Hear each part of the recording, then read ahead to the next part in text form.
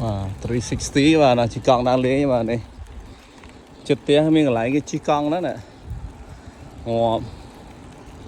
mà chỉ là ngay luôn rồi khỏi tiền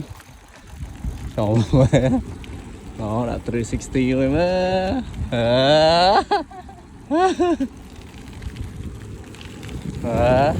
có lẽ chủ hay ba là thon lẽ bà lại đây là bà lại tất cả so good yeah ta mọi ta muốn cái chi nhá lươn phóng hi nó 360 từ nó nó